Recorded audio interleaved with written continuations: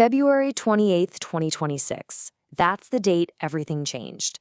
The day the United States and Israel launched coordinated military strikes against targets in Iran. Now, this wasn't some bolt from the blue. Not at all.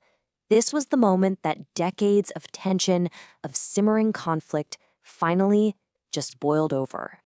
So, how in the world did we get here? Right? That's the big question. In this explainer, we're going to untangle that incredibly complex web. The strategic moves, the political gambles, and the security fears that all led to this moment. A direct confrontation. Okay, so let's start with the official line.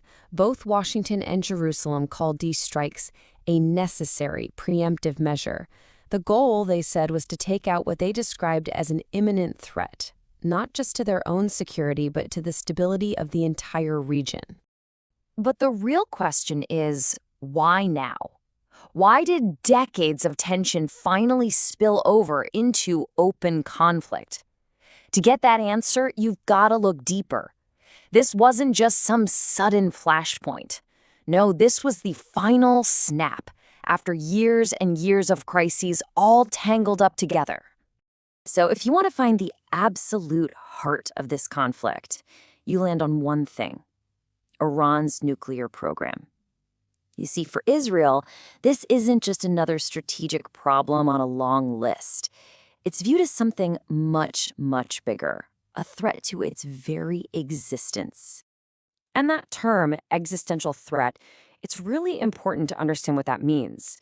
We're talking about a danger that threatens the survival of a country. Just think about that for a second. When a government believes its very existence is on the line, the kinds of responses it's willing to consider, well, they become a whole lot more drastic. And look, this fear didn't just come out of nowhere. It's been fed year after year by hostile rhetoric from Iranian leaders. We're talking repeated calls for Israel's destruction. When you hear that kind of language, it's not a policy disagreement anymore, is it? It becomes something way more personal, way more dangerous. It becomes an existential fight. So the threat isn't just one thing. It's really seen as this three-part problem, like a three-legged stool of instability.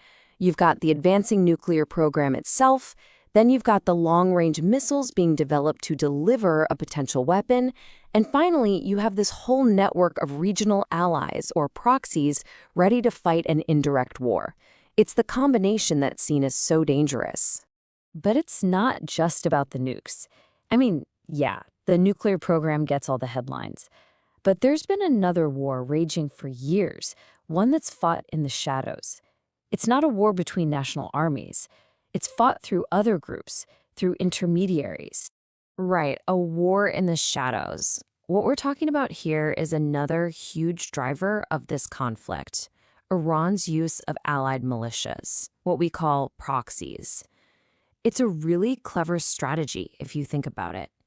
It lets them project power, challenge the US and Israel all over the Middle East, but without ever having to get into a direct state versus state war.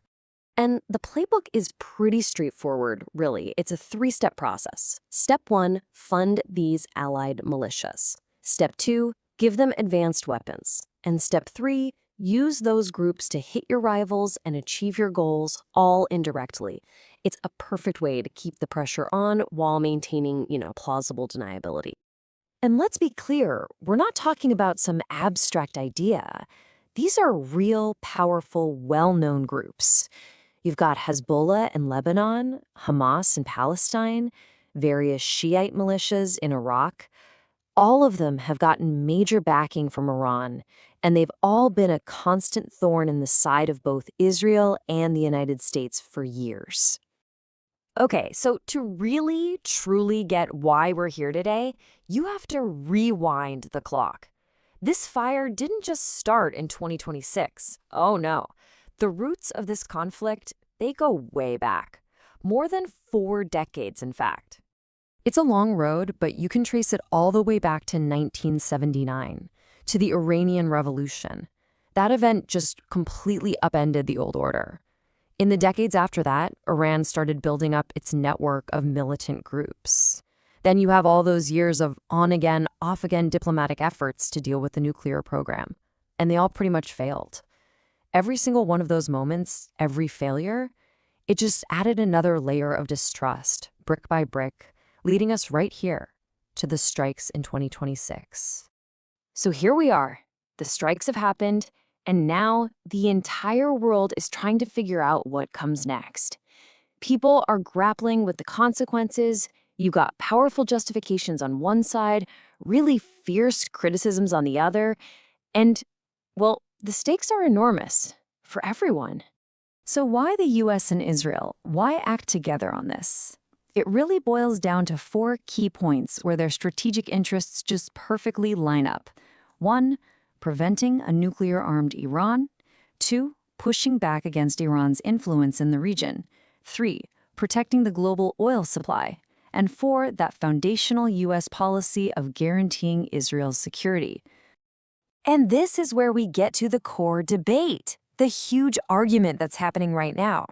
On one side, you have the justification. This was a necessary preemptive strike to defend ourselves. But on the other side, critics are saying, hold on a minute, the evidence for an imminent attack was pretty thin, and this action might have just lit the fuse on a much, much bigger regional war. And the risks of this spinning out of control, they're just immense. And not just for the Middle East, we're talking global risks. There's the terrifying possibility of a wider regional war.